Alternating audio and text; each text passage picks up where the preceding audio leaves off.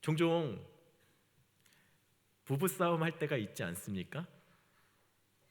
다들 부부싸움 한 번도 안 해본 것 같은 표정들을 지으셔서 저만 이상한 사람 되는 것 같은데, 주로 부부싸움을 할 때 남자들이 발끈하게 하는 것이 있습니다. 그게 여자들의 말 때문에 그러거든요. 그게 여자분들은 제가 뭐 하는 건 아니고요, 종종 남자들이 섭섭한 게 있습니다. 그게 뭐냐면, 예를 들면 이런 말들입니다. 아니, 어쩜 당신은 한 번도 아이들하고 한 번 놀아주지 않냐? 어쩜 한 번도 설거지 한 번 안 하냐? 어쩜 한 번도 도와주지 않고 청소를 한 번도, 총각이 웃으니까 이상하네요. 청소를 한 번도 안 해주냐라고, 뭐 옷 한 번 안 사주고 케이크, 뭐 생일도 한 번 챙겨주지 적 없고 선물 한 번 준 적 없다, 뭐 이런 얘기를 할 때가 있죠.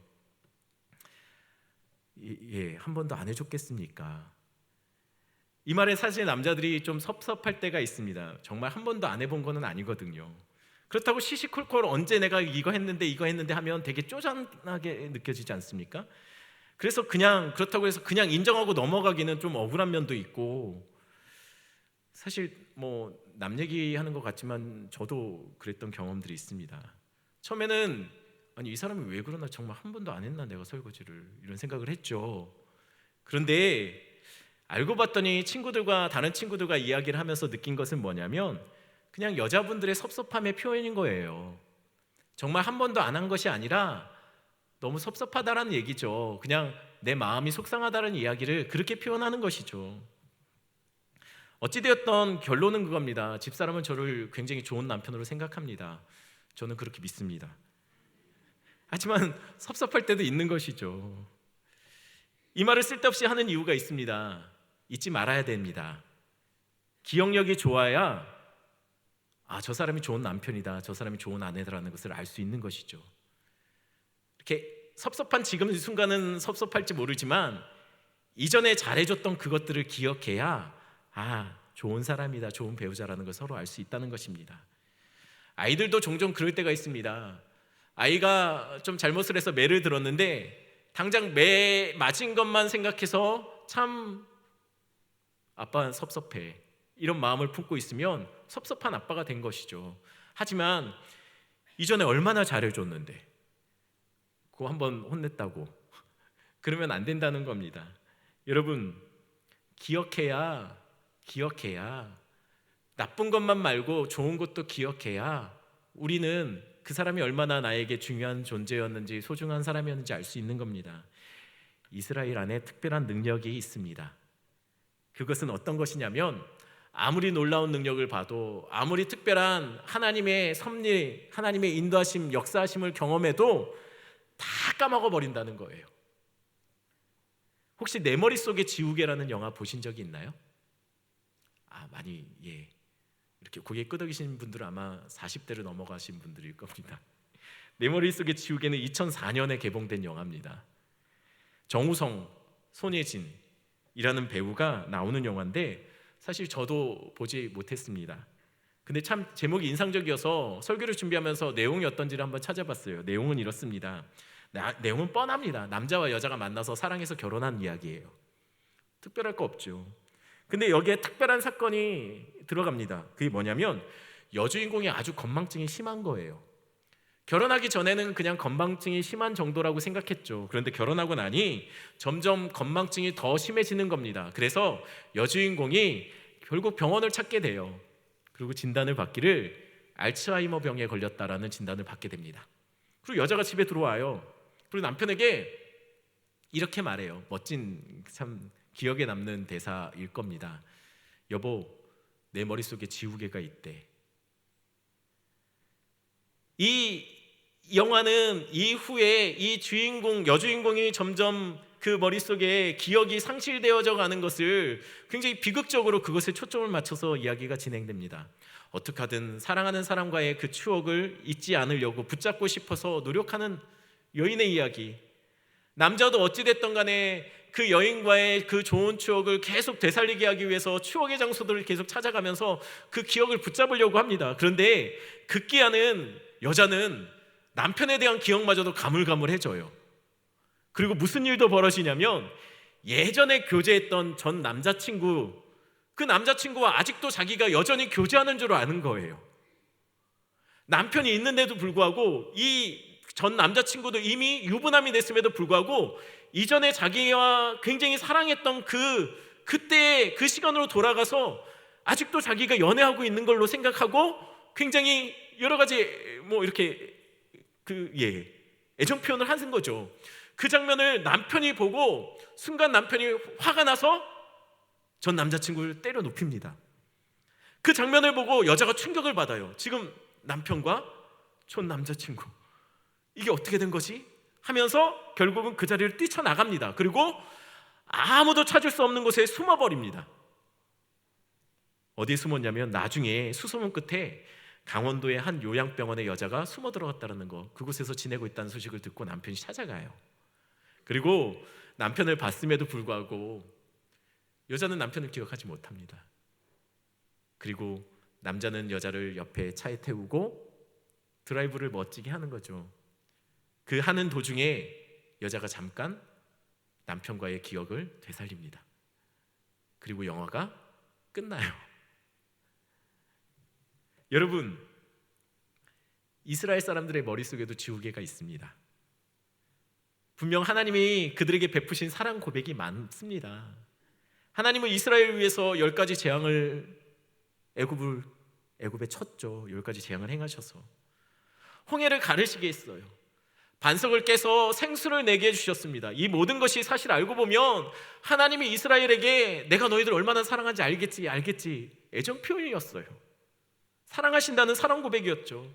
그런데 이스라엘 머릿속에는 지우개가 있는 것 같아요. 매번 한 번도 마치 홍해를 건너본 적이 없는 사람처럼, 반석에서 그 터진 물을 마셔본 적이 없는 사람처럼, 만나 메추라기를 먹어본 적이 없는 사람처럼 상황이 어려울 때마다 그때마다 마치 한 번도 그런 경험을 해보지 못한 사람처럼 하나님을 원망하고 불평하고 있더라는 것이에요.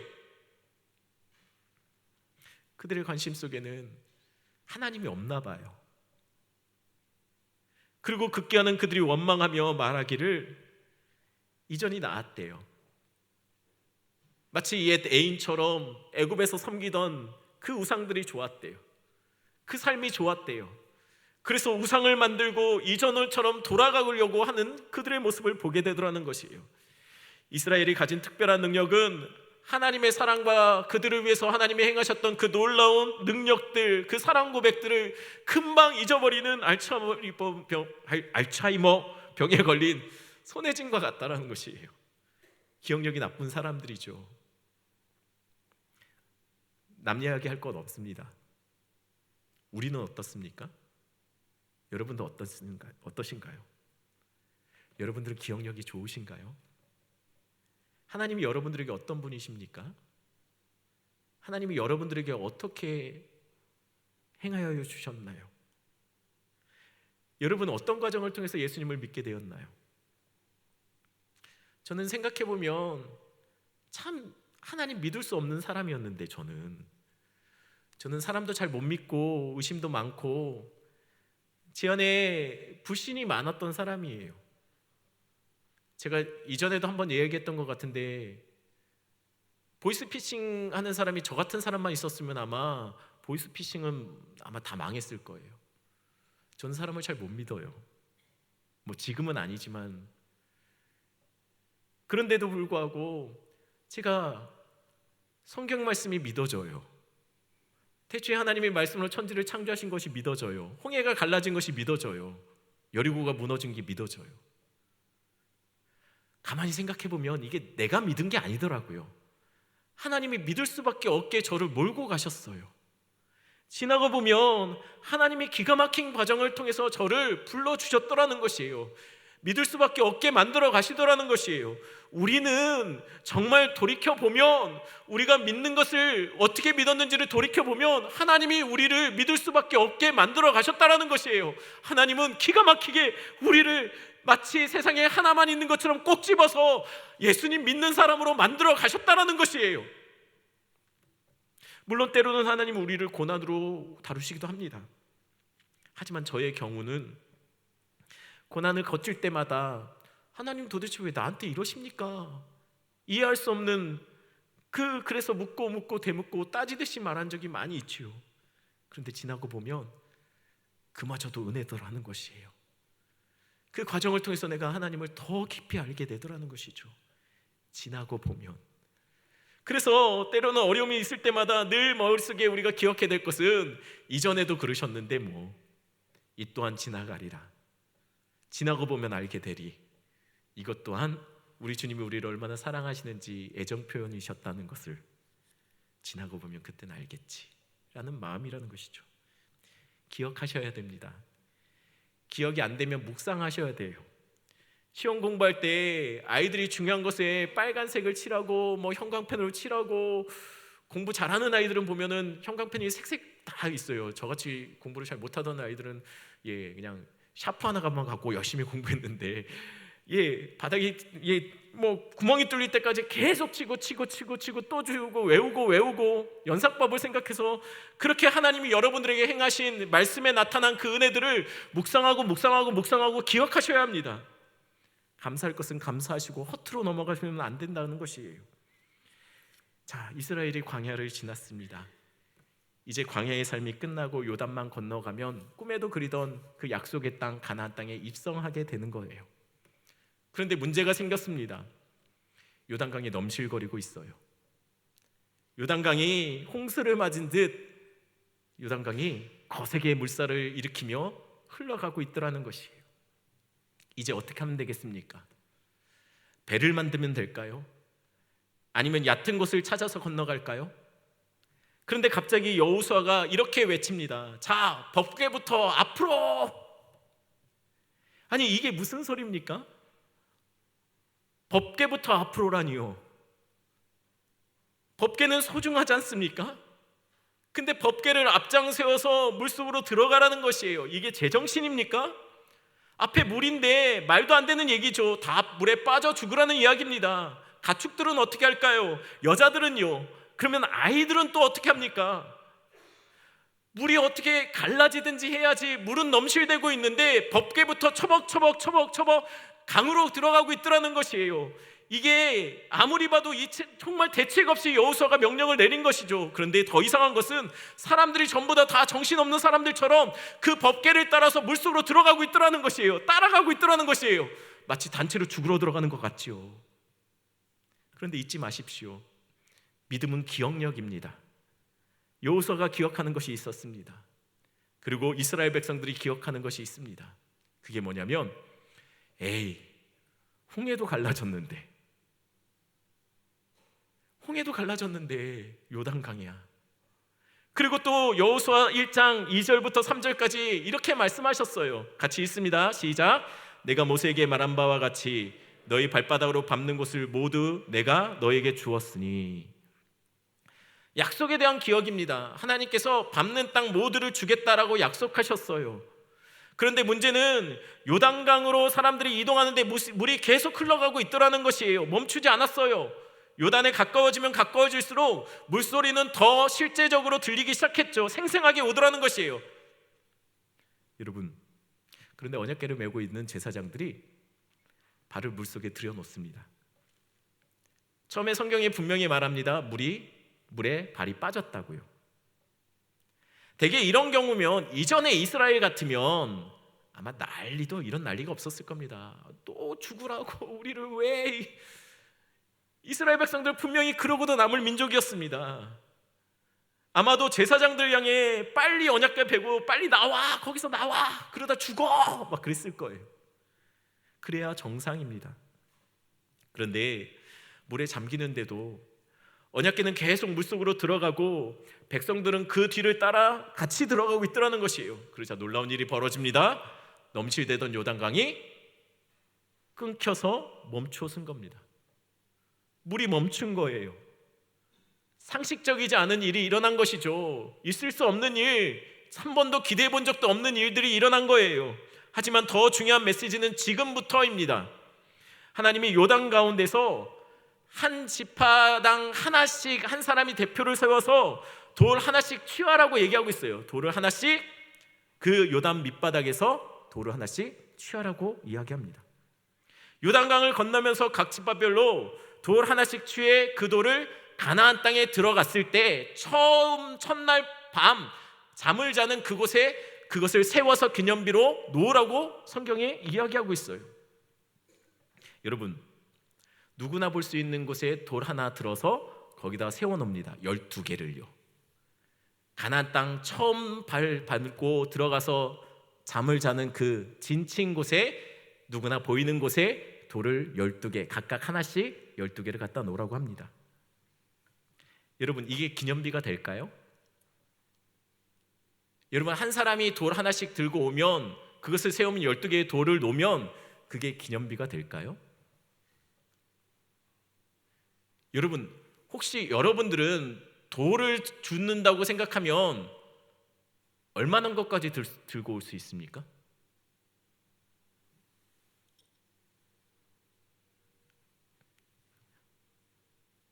얼마나 것 정도면 들고서 자기가 그 진치는 곳까지 가서 갖다 놓고 세울 수 있을까요?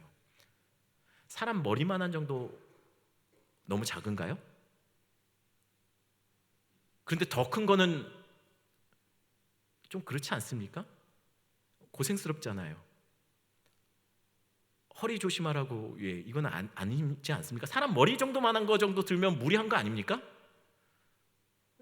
다들 더 큰 거 들 수 있을 것 같은 표정을 지어서 제가 너무, 여러분, 사람 머리 정도 되는 돌도 사실 들고 다니기 힘들어요. 그걸 12개 세워놓는다고 기념비가 되겠습니까? 하나님께서 그런데 하나씩 기념비를 세우라고 별 볼 일 없는 돌을 들고 가지고 가라고 하였어요. 그들이 약속의 땅에 진친 곳에 그것을 세워놓으라고 말합니다. 7절 말씀 같이 한번 볼까요? 7절 말씀입니다. 한 목소리 읽겠습니다. 그들에게 이르기를 요단물이 여호와의 언약궤 앞에서 끊어졌나니 곧 언약궤가 요단을 건널 때에 요단물이 끊어졌으므로 이 돌들이 이스라엘 자손에게 영원히 기념이 되리라 하라 하니라.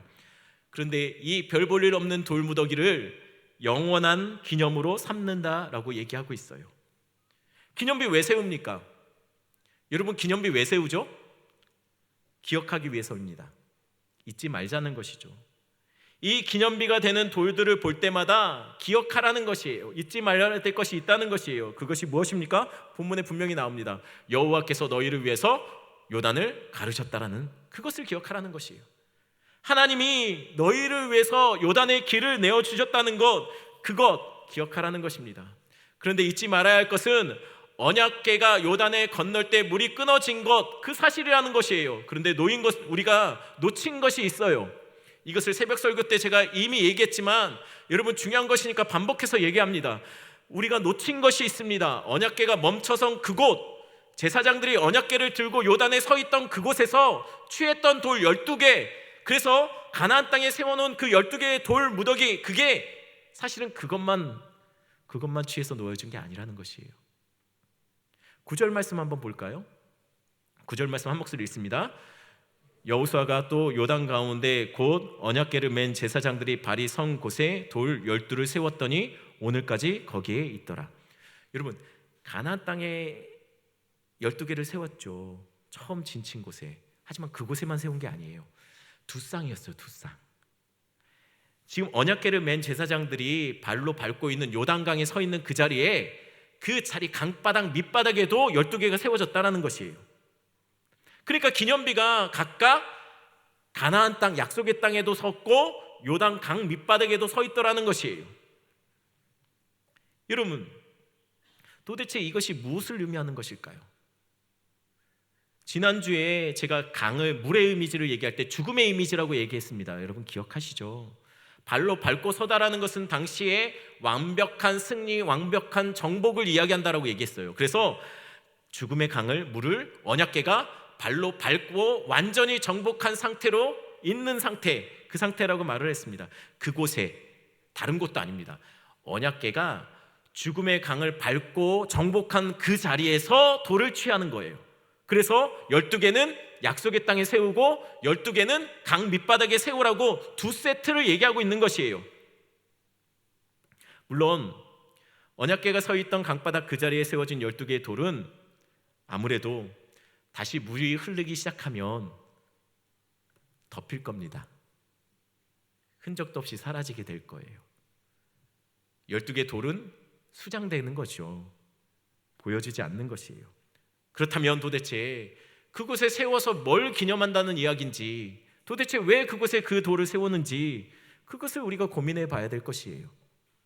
먼저 제가 언약궤에 대해서 구속사적인 의미를 먼저 이야기하고 가야 오늘 본문의 그 의미가 좀 더 명확해질 것 같습니다.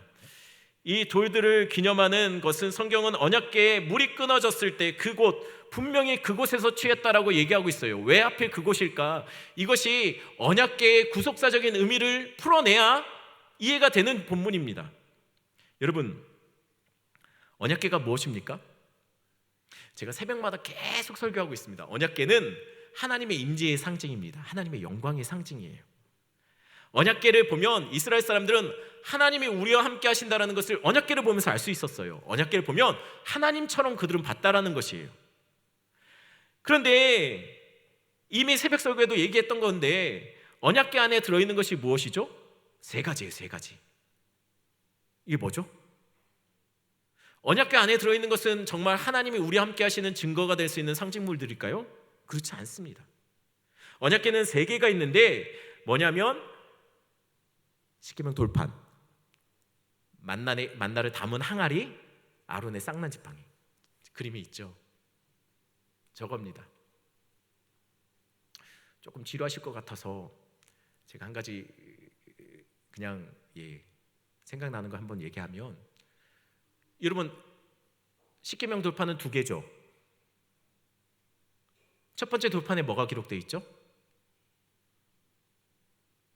하나님 사랑, 1계명부터 4계명까지.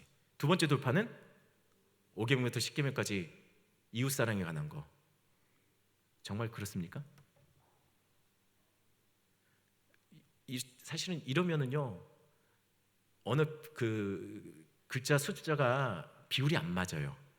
1계명부터 4계명, 4계명까지가 3배인가 더 많아요. 글로 따지면. 그냥 공간의 문제 때문에 두 개로 나눈 것이 아니라는 얘기예요. 성경에 보면 돌판은 앞뒤로 기록되어 있다라고 얘기하거든요. 고대 근동에, 또 제가 딴 소리 해가지고 세가지고 죄송한데, 고대 근동에 계약의 언약을 맺을 때, 나라와 나라가 언약을 맺을 때 똑같은 돌판에 새겨서 그 언약의 항목들을 적어놨어요.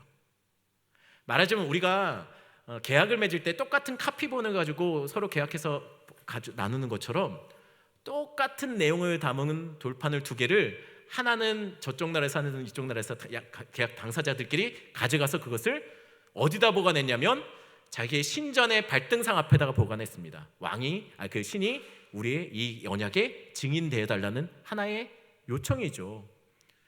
그러면 십계명 돌판 두 개는 뭘까요? 1계명부터 4계명, 5계명부터 10계명일까요? 아마 학자들은 그렇게 생각 안 합니다. 언약을 맺을 때 똑같은 돌판을 같이 각각 맺어서 하나씩 돌판을 소유해야지 맞는데, 지금 언약의 당사자가 누구죠? 하나님과 이스라엘 백성이에요. 그러면 한 돌판은 누구 겁니까? 하나님 거, 하나는 이스라엘 거. 근데 이것을 어디다 보관해야 되죠? 신의 발등상 앞에다 보관해야 되는데, 하나님 그분이 언약의 당사자이면서 언약의 증인이 되시는 거예요. 그래서 두 돌판은 사실은 두 개가 똑같은 카피본일 거라고 얘기합니다. 그냥 참고로 하시라고. 안 궁금했는데, 그죠? 죄송합니다.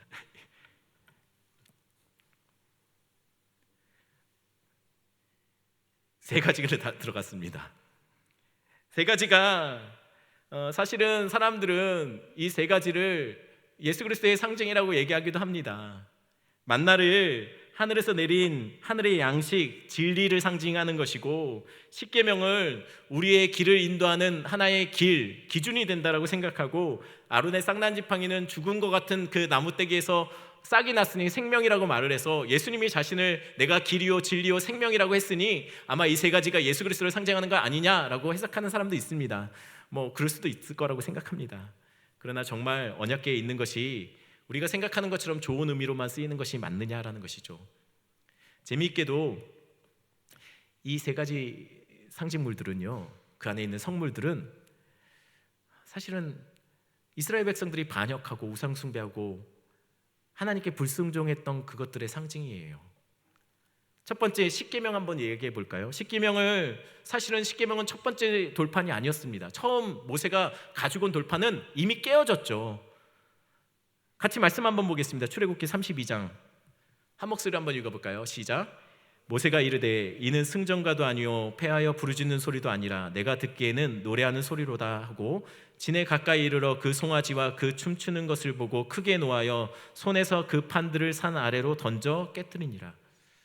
모세가 산에서 내려오는데 하나님께서 십계명을 주셨으니 우상 숭배하지 말라, 나 외에 다른 신을 섬기지 말라, 뭐 이런 조항들을 갖고 돌판을 새겨서 갖고 오는데 그 밑에서 지금 노래하며 춤추며 난리가 난 거예요. 축제가 벌어진 거죠. 봤더니 무슨 일이 벌어졌습니까? 금송아지 만들어서 우상 숭배하더라는 것이에요. 그래서 모세가 그것을 보고 돌판을 집어 던졌어요. 그러면서 깨진 거죠. 이 깨짐이 무엇을 말하냐면 하나님과 이스라엘 백성 사이의 언약이 깨져 버렸다라는 것을 나타내는 것입니다. 첫 번째 십계명 돌판은 금송아지를 만들고 우상 숭배하는 백성들을 보고 이미 깨졌습니다. 이 일로 인해서 하나님은 이스라엘 백성들을 다 진멸하시겠다라고 얘기해요. 모세, 내가 너를 통해서 다시 민족 만들 거야 라고 얘기하시죠. 그리고 레위 지파로 하여금 금송아지에 반역했던 사람들을 전부 다 도살하도록 해요. 3,000명이 그때 죽습니다. 하나님은 이스라엘 백성과 함께하지 않겠다라고 얘기해요. 그들은 목이 곧은 백성이라고 얘기하죠. 그때 모세가 하나님, 당신이 기록한 그 책에서 내 이름을 지우십시오. 차라리 정말 함께하지 않겠다면 주님, 나를 지워서라도 내 이름을 빼서라도 주님 이 백성과 함께 하셔야 됩니다라고 중보하더라는 것이에요. 그리고 나서 하나님께서 두 번째 돌판을 새겨주세요. 그 돌판이 이스라엘 백성들에게 어떤 의미일까요? 정말 하나님이 우리 길을 인도하시는 그 길을 상징하는 것일까요? 아니요. 이스라엘 백성들에게 그 돌판을 생각하면 우상 숭배했던 자신의 죄악들이 생각날 겁니다. 하나님 앞에 감히 설 수 없는 자신들의 부끄러움이 드러나는 것이 두 번째 돌판이라는 것이에요. 물론 하나님 편에서는 그럼에도 불구하고 내가 이 언약 관계를 계속 유지하겠다라고 보여주시는 특별한 하나님의 은혜가 되죠. 하지만 이스라엘 편에서 볼 때 그 돌판은 자신들이 우상 숭배했던 그 민낯이 적나라하게 드러나는 죄악의 상징이라는 것이에요. 두 번째, 만나 항아리는 어떤 의미일까요? 이스라엘 편에서 만나를 담은 항아리, 여러분 무엇이 떠오릅니까? 이스라엘 백성들에게 만나가 어떻게 주어졌죠? 먹을 거 없다고. 차라리 애굽 땅에서 그 고기가마 밑에서 그거 먹던 거 배불리 먹던 때 그때가 좋았다라고 원망하고 불평할 때 하나님께서 그럼에도 불구하고 이스라엘 백성들에게 먹을 것을 주기 위해서 만나를 쏟아 부어 주셨지 않습니까? 마찬가지입니다. 출애굽기 16장 2절 말씀 한번 읽어보겠습니다. 한 목소리로 읽습니다. 이스라엘 자손 온 회중이 그 광야에서 모세와 아론을 원망하여 이스라엘 자손이 그들에게 이르되 우리가 애굽 땅에서 고기가마 곁에 앉아 있던 때와 떡을 배불리 먹던 때에 여호와의 손에 죽었더라면 좋았을 것을 너희가 이 광야로 우리를 인도해 내어 이 온 회중이 줄여 죽게 하는도다. 역시 만나 항아리도 이스라엘 편에서는 하나님을 원망하고 불평하며 하나님을 믿지 못했을 때 주어진, 그럼에도 불구하고 하나님이 그들에게 그냥 강권하시는 은혜로 주어주신 은혜의 상징입니다. 하지만 이스라엘 편에서는 원망과 불평의 상징이었죠. 마지막으로 아론의 쌍난 지팡이는 어떻게 주어졌습니까? 고라 자손이 하나님이 세운 권위자 아론과 모세에게 반란을 일으킵니다. 왜 너희만 그 자리에 있냐? 왜 그 자리를 독점하느냐라는 것이죠. 그때 하나님이 그렇게 반란을 일으켰던 사람들에게 땅을 갈라서 삼키게 하세요. 그리고 그 일에 동조했던 사람들을 연병으로 치셔서 14,700명이 죽습니다. 이 일 후에 하나님 각 지파별로 지팡이 하나씩을 대표자에게 내놓으라고 하죠. 그리고 하나님이 아론의 지팡이에다가 싹이 나게 하심으로 내가 아론을 인정했다라는, 지도자로 인정했다라는 것을 보여주세요. 결론적으로 민수기 17장은 이것에 대해서 이렇게 얘기합니다. 10절 말씀입니다. 민수기 17장 10절 말씀 한 목소리 있습니다.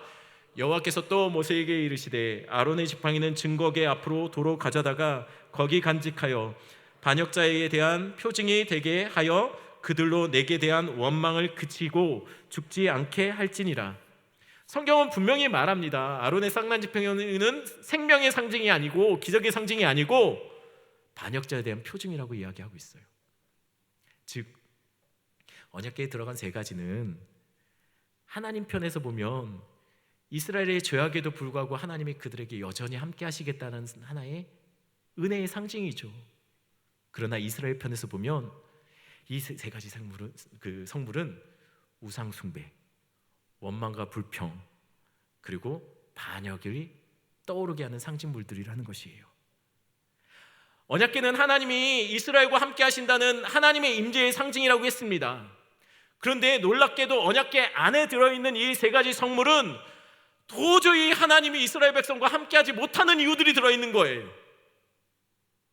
언약궤를 보면 하나님이 우리와 함께 하시는구나라고 이스라엘 백성들은 그렇게 생각했지만 그 안에 있는 세 가지 물건들을 생각할 때는 하나님이 우리와 어떻게 함께 하시지?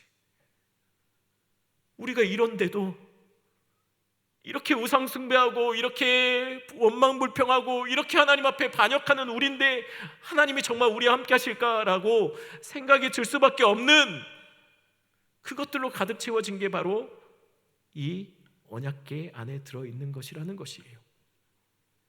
언약궤는 하나님이 함께하는 그 임재의 상징입니다. 하지만 그 속에 들어있는 것은 하나님이 이스라엘과 함께할 수 없는 이유들이 담겨 있어요. 맞습니다. 이스라엘은 도저히 하나님이 함께할 수 없는 민족입니다. 그만큼 불성실하고 그만큼 하나님 앞에 늘 반역하고 우상 숭배를 하는 그런 DNA를 가진 민족이 이스라엘입니다. 하나님이 그들에게 베풀어 주신 은혜는 늘 잊어버리는 민족, 늘 상황이 어려워지면 얼마든지 반역하고 무너지고 하나님 없다라고 말할 수 있는 민족이 바로 이스라엘이고 바로 우리라는 거예요. 아무리 생각해도 우리 안에 성령님이 함께 하신다라는 것이 믿어지지 않아요. 왜냐하면 우리 안에 있는 것이 무엇인지 여러분들이 잘 아시지 않습니까? 여전히 해결되지 않는 죄의 습관들, 육체적인 정욕, 안목의 정욕, 이생의 자랑들로 가득 찬 우리들 안에 있는 것들을 생각하면 도저히 하나님이 어찌 우리 안에 함께 있을까 믿을 수 없는 것이죠. 하지만 결론적으로 말하면 언약궤는 도저히 하나님이 이스라엘과 함께 할 수 없는 이유가 담겨 있지만 늘 범죄하고 불성실하고 반역하는 이스라엘의 완악함이 그 속에 담겨 있지만 그러나 그럼에도 불구하고 하나님은 그들과 함께 하시더라는 것이에요. 그것이 어떻게 가능합니까? 하나님께서 이 반역과 원망과 불평과 우상숭배의 상징물들을 언약궤에 담으시고 뚜껑으로 닫아버리셨다는 거예요. 열어보지 못하도록 하셨어요. 열지 말라 하셨어요. 그 안을 들여다보지 말라고 하셨어요. 뚜껑으로 담아놓으셨는데 그 뚜껑의 이름이 뭐라고요? 시은소입니다. 시은소는 우리나라 말로 풀어서 얘기하면 은혜가 베풀어지는 장소라는 뜻이에요. 반역의 상징, 원망의 상징, 우상숭배의 상징을 하나님께서 은혜를 베풀어서 덮어버리시더라는 것이에요. 도저히 하나님을 만날 수 없는 이스라엘. 하지만 하나님이 1년에 한 번 대제사장을 그 하나님의 임재의 깊은 지성소로 불러주세요. 1년에 한 번 속죄일 날 대제사장은 희생 제물의 피를 가지고 휘장을 지나서 1년에 한 번 그 임재의 자리, 그 언약궤 앞으로 나아갑니다. 그리고 그 피를 시은소에 부어버리죠. 시은소에 부어진 피는 사실은 은혜가 베풀어지는 장소가 시은소인데 그곳에 피가 부어지더라는 것이에요. 죽음과 심판과 죽음의 상징인 피가 그곳에, 희생의 제물의 피가 그곳에 부어질 때 시은소의 피가 넘치고 흘러넘쳐 그 법궤에 흘러내리고 피가 그 법궤, 언약궤에 덮여질 때 놀랍게도 하나님께서 이스라엘 온 백성의 죄를 용서하여 주시고 대제사장을 대표로 해서 만나 주시더라는 거예요. 대제사장을 대표로 만나 주시는 거예요. 말하자면 대제사장 안에서 이스라엘 전체가 하나님께 만나지는 역사가 그 안에서 벌어지더라는 것이에요. 여러분, 이 언약궤가 무엇을 말하는 것일까요? 이 언약궤를 보면 하나님은 우리에게 무엇을 이 언약궤를 통해서 말씀하고 계시는 걸까요? 성경은 예수 그리스도와 십자가밖에는 말하지 않습니다.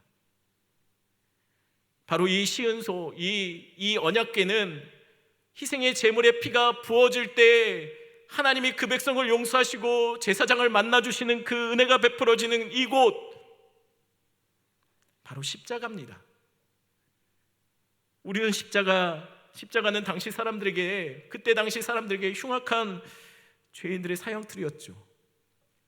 십자가에 매달린다는 것은 곧 신의 저주를 받은 것이라고 사람들은 생각했습니다. 신에게 버림받은 자라는 그런 상징물이었다라는 것이에요. 십자가를 생각하면 도저히 하나님이 저 죄인은 저주할 수밖에 없는 그런 죄인이라는 것을 나타내 보여주는 것이 십자가였어요. 십자가를 보면 도저히 용서받을 수 없는 죄인이 그곳에 죽을 수밖에 없다라는 것을 보여주는 것이 십자가였다는 것이에요. 그 십자가가 바로 우리의 자리였다는 거예요. 십자가는 곧 우리는 도저히 하나님 앞에 나아갈 수 없다는 것을 보여주는 것이 십자가입니다. 십자가는 우리 같은 죄인은 안 된다라는 것을 나타내 보여줍니다. 십자가를 보면 우리의 죄가 얼마나 흉악한지, 우리가 얼마나 도대체 가망성 없는 죄인이었는지를 보여주는 것이 십자가라는 것이에요. 도저히 하나님 앞에 용서받을 수 없는 죄인, 하나님 함께 할 수 없는 죄인이 바로 십자가, 그것을 보면 우리가 얼마나 그런 자인지 보여주는 것이죠. 매일 반복되는 죄의 습관들, 끊어내지 못하는 육신의 정욕, 안목의 정욕, 이생의 자랑, 죄를 기뻐하고 즐거워하는 나의 모습들, 그것을 생각하면 내 안에 주님이 없는 것 같아요. 그런 나의 모습을 보면 도무지 내 안에 주님이 함께 하실 수 없는 것처럼 보이는 것이죠. 십자가는 내가 얼마나 대책 없는 죄인인지를 여실히 보여주는 고발장과 같은 겁니다. 감히 하나님 앞에 나아갈 수 없는 그런 자임이 이 십자가에서 드러나는 것이죠. 그런데 그 자리에 어린 양이 올라가셨어요. 그 자리에 어린 양의 피가 십자가에 부어지더라는 것이에요. 그 십자가를 타고 그 피가 흘러내리고 땅을 적시더라는 것이에요. 그 피에 그 십자가가 적셔지자 하나님은 그 피로 인해서 이 땅의 모든 백성들의 죄, 그 십자가를 믿고 붙잡는 모든 사람의 죄악을 사하여 주시고 우리를 그 속에서 만나 주시더라는 것이에요. 그 증거가 휘장이 찢어진 사건으로 나타나는 거죠. 감히 하나님 앞에 나아갈 수 없는 죄인들이 하나님 앞에 나아갈 수 있는 길이 열리는 거예요. 그게 십자가라는 거예요. 우리 편에서 십자가는 도저히 하나님의 백성이 될 수 없고 죽어 마땅해 하나님 앞에 함께할 수 없는 불순종과 반역이 드러나는 장소가 십자가인 거죠. 하지만 하나님 편에서 볼 때는 십자가는 내 아들을 죽여서라도 내가 너희들 만날 거야, 내 아들을 죽여서라도 내가 너희들을 살려낼 거야 라고 말씀하시는 은혜가 부어지는 장소, 죄인임에도 그럼에도 불구하고 사랑하시겠다고, 용서하시겠다고 사랑의 상징으로 보여주는 것이 십자가라는 것이에요. 바로 그 십자가가 시은소가 되더라는 것이에요. 그래서 언약궤가 요단강에 들어가는 것은 바로 예수 그리스도의 십자가의 죽음을 말하는 겁니다. 죽어 마땅한 이스라엘의 불순종과 반역에도 불구하고 하나님은 기어이 그들을 약속의 땅으로 인도해 들어가기 위해 십자가가 그 물속에 들어가는 거예요. 죽음의 강으로 들어가는 거예요. 그러면 이 언약궤가 선 그 요단 밑바닥에 세운 12개의 돌이 기념하는 것은 분명할 겁니다. 갈라디아서 2장 20절 말씀입니다. 한 목소리로 읽겠습니다. 내가 그리스도와 함께 십자가에 못 박혔나니 그런즉 이제 내가 사는 것이 아니요 오직 내 안에 그리스도께서 사시는 것이라. 이제 내가 육체 가운데 사는 것은 나를 사랑하사 나를 위하여 자기 자신을 버리신 하나님의 아들을 믿는 믿음 안에서 사는 것이라. 바로 예수 그리스도의 십자가의 죽으심, 그 요단강의 언약궤가 물에 들어가는 것은, 죽음의 강으로 들어가는 것은 바로 십자가의 죽으심을 나타내는 것이고, 또한 그 죽음의 자리, 십자가가 선 자리에 세워진 12개의 돌은 그 십자가에서 나도 죽었다는 거예요. 12개의 돌은 12지파 이스라엘 전체를 말합니다. 하나님의 백성들이 그 십자가가 쓴 곳에서 물이 잠기며 같이 죽는 겁니다. 언약궤가 선 12개에서 요단강이 다시 흐르자 수장되듯이 우리도 그 안에서 물에 잠겨 모두 다 수장되어서 제약된 옛사람이 죽었다는 거예요. 이스라엘은 그곳에서 죽는 겁니다. 이것에서 분명히 말하는 사건이 예수님의 세례 사건이라고 제가 여러 번 말씀드렸습니다. 예수님은 세례를 받으실 필요가 없는 분이었어요. 세례란 물속에 들어가며 죄악된 내가 죽는 거예요. 그런데 예수님은 죄가 없으신 분인데 물속에 들어가더라는 것이에요.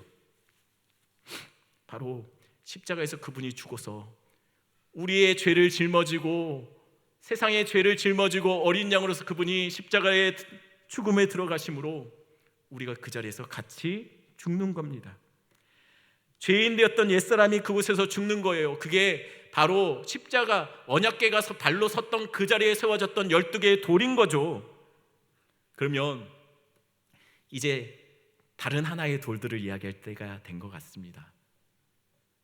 나머지 12개 약속의 땅에 세워진 그 약속의 땅 가나안 땅에 세워진 12개의 돌은 무엇을 의미하는 것일까요? 요한복음 21장에 보면 그것에 대해서 잘 보여주는 장면이 나옵니다. 요한계시록 21장 같이 말씀 보겠습니다. 같이 한 목소리로, 좀 길지만 한 목소리로 읽겠습니다.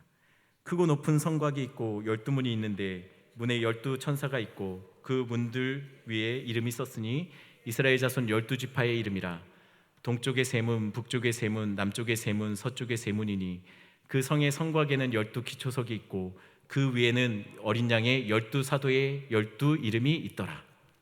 여러분, 12개의 가나안 땅에 세웠던 12개의 지파의 그 기념비가 놀랍게도 요한계시록에 보니 천국이 완성된 새 예루살렘에 그 기념비가 서 있더라는 것이에요.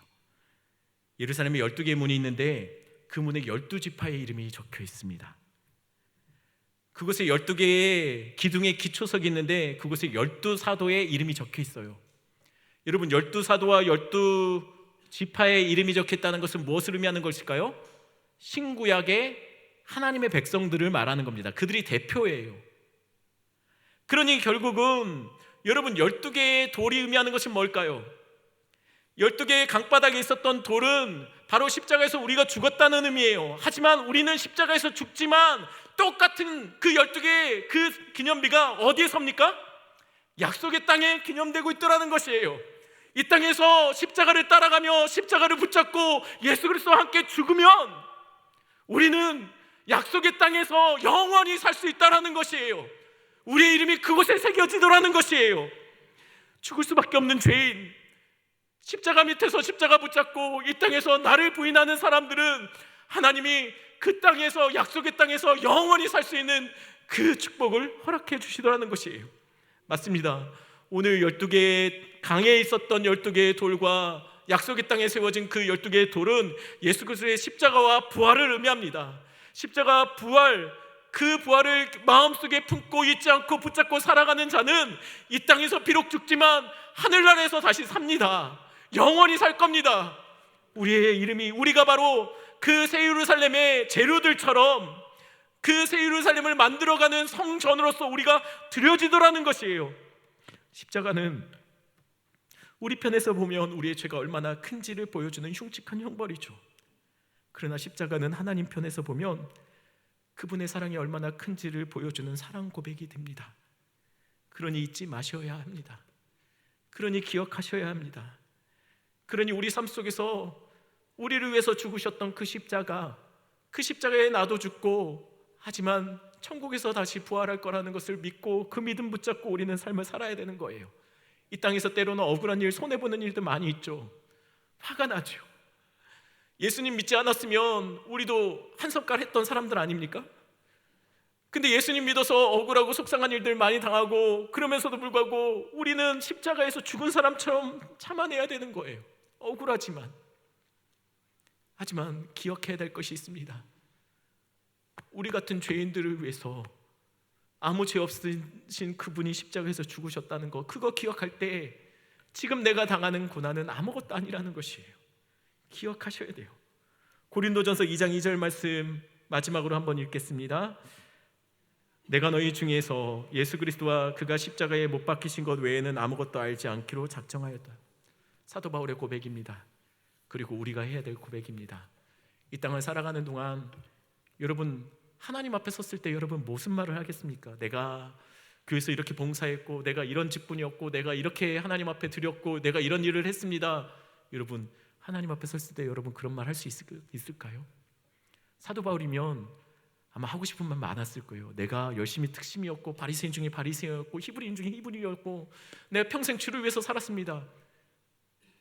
근데 정작 예수님 다메섹 도상에서 만날 때 사도 바울이 뭐라고 했죠? 아무 말도 못했어요. 주님, 당신 누구시죠? 그 뒤에 그의 인생이 완전히 뒤바뀌어요. 그리고 그는 이전까지는 자기가 주님을 위해서 했던 헌신들이 자랑처럼 느껴졌는데 그 뒤로는 이렇게 고백해요. 내가 예수 그리스도와 그의 십자가에 못 박히신 것 외에는 알지 않기로 작정했습니다. 사도 바울이 아마도 주님 앞에 섰을 때, 그의 생이 마지막 끝나고 마무리하고 주님 앞에 섰을 때 그가 할 수 있었던 고백은, 주님, 나는 주님 예수 그리스도와 십자가밖에 몰라요. 이게 나의 간증이고 고백입니다. 그렇게 말하지 않았을까요?